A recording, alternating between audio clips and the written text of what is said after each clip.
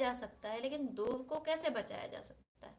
लेकिन हम लोग दूब बनते हैं, हम लोग कीड़े मकोड़े बनते हैं, हम लोग 84 लाख प्रकार की योनियों में चक्कर लगाते हैं, पर अभी हमें नहीं पता मनुष्य बने हैं ना। हम लोग भूल गए हैं, सब कष्टों को भूल गए हैं। सोचिए, एक कुत्ता, एक बिल्ली, पशु पक्षी, यहाँ तक कि जो मच्छर है हम लोग को काटता है, तो उसके लिए कितने सारे हम लोग कीटाणुनाशक का प्रयोग करते हैं। कितना उसको भी कष्ट होता होगा। एक बार हम भी मच्छर बने होंगे। भगवान ने कृपा करके मनुष्य का शरीर दिया है, और मनुष्य शरीर बनने के बाद, मनुष्य का शरीर मिलने के बाद हमने उस ईश्वर को भुला दिया। हमने अपना एम बना लिया डॉक्टर इंजीनियर बनने का। ठीक है, बनो, अवश्य बनना चाहिए, जरूर बनना चाहिए।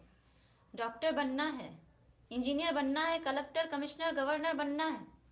क्योंकि अगर कमिश्नर नहीं बनेंगे, डॉक्टर नहीं बनेंगे, मास्टर नहीं बनेंगे, तो संसार कैसे चलेगा?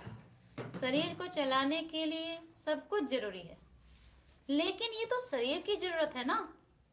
हम शरीर सिर्फ नहीं, हम तो आत्मा भी हैं। अगर आप कमाओगे नहीं तो खाओगे क्या? अगर संसार में गवर्नमेंट नहीं होता, सोचिए एक सरकार नहीं होगा अच्छा, तो देश में क्या होगा? अराजकता फैल जाएगी। अगर पुलिस नहीं होंगे, प्रशासन नहीं होगा, तो चोरी डकैती फैल जाएगी।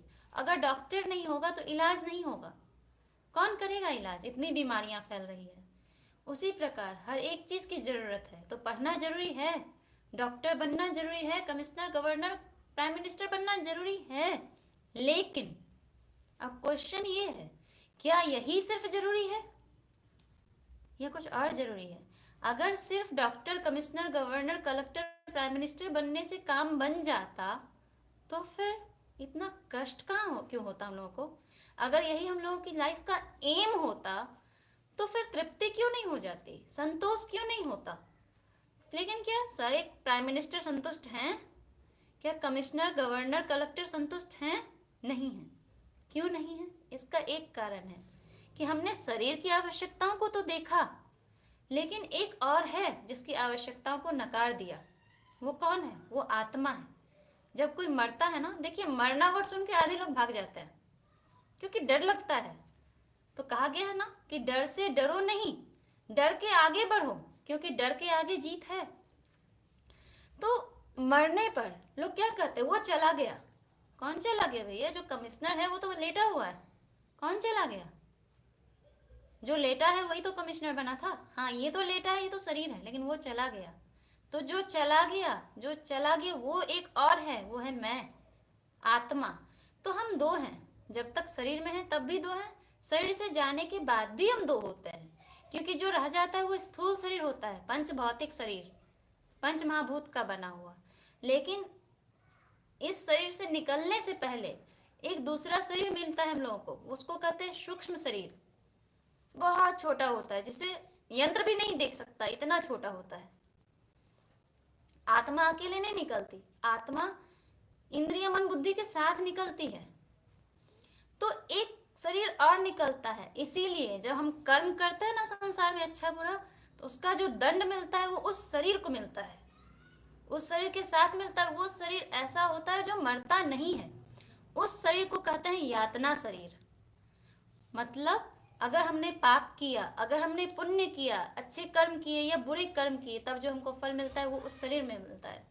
लेकिन अगर हम इस जन्म में भगवान की भक्ति करें, सब कर्म को करने के अलावा भी, तब फिर हम भगवान को पा सकते हैं।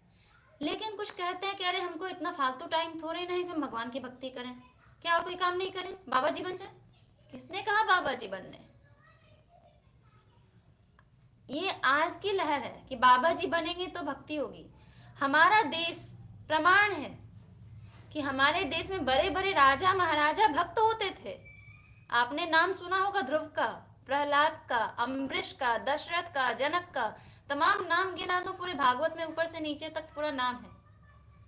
सारे के सारे भक्त थे, भगवत प्राप्त संत थे, लेकिन सब राजा थे, शासन करते थे, बड़े बड़े पोस्ट पर रहने वाले भगवान के भक्त।